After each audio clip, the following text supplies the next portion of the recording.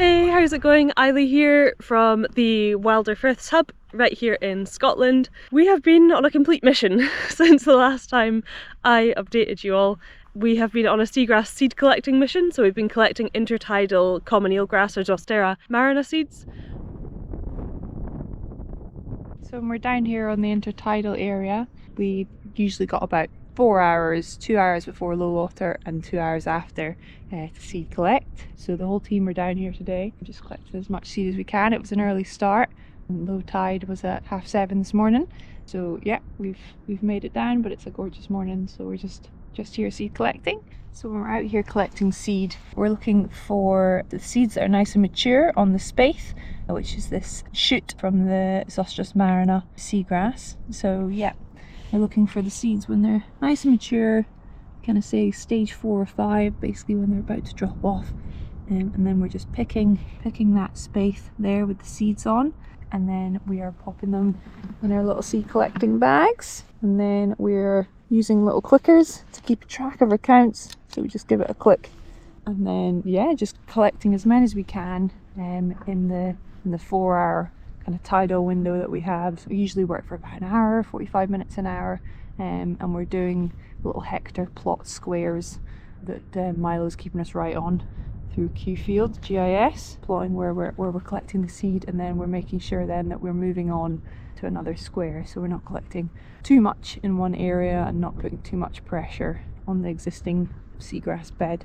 And then we've calculated an average seed per spathe. And then we do all those kind of calculations back at the office and kind of keep a track of our seed count. And we've just got the rest of this month seed collecting, so we just come out as often as we can, yeah, on the weekdays and sometimes the weekends too. We're going to get some volunteers involved, and that'll make a big difference with yeah, trying to meet that target.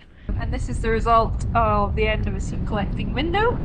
Josie's managed to collect 450 spathes. Yeah, Josie, yeah, very impressive.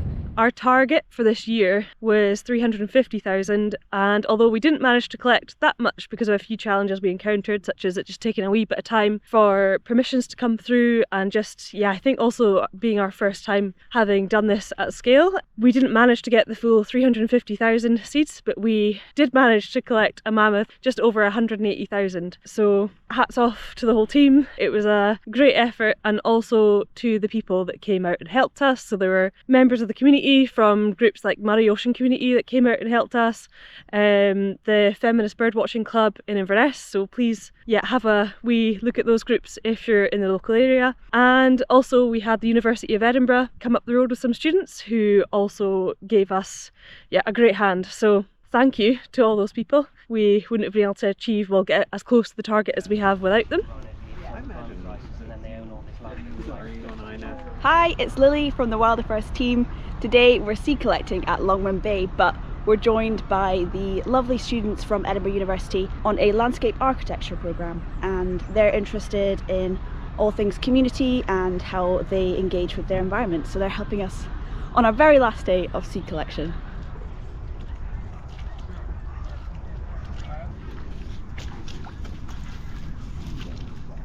So we're trying to keep our donor material within the same firths and water bodies, so we're not like moving anything far away to totally different conditions or moving anything that shouldn't belong somewhere else. So yeah, so we're hoping to restore somewhere in Wilder Firths and somewhere in Cromarty, but the seeds from here would go into Bewley, and also we're hoping to take some cores, so like the sediment with the plants, the leaf material, the root system all in there, and transplant those to somewhere as well.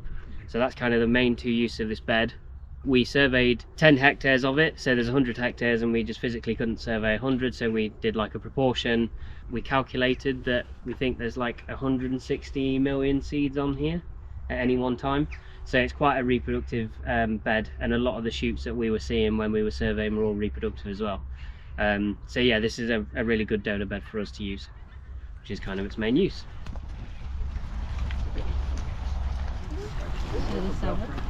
Thank you. Thank you very much. You have helped us collect over 3,000 seeds. Thank you very much. Bye! I hope you can hear me okay. It's a bit windy.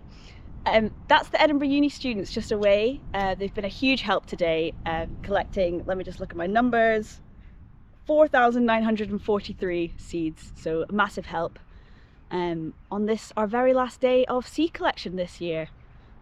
How do you feel, Milo? Feel pretty good. I'll miss being out on the early mornings with listening to geese, but my back will thank me for a break. That's my thoughts. Any last words, Kat? I will also miss the geese, the early morning geese, but looking forward to getting out in October for more surveying and coring. Won't be long till we're back. Yeah, field work doesn't stop here.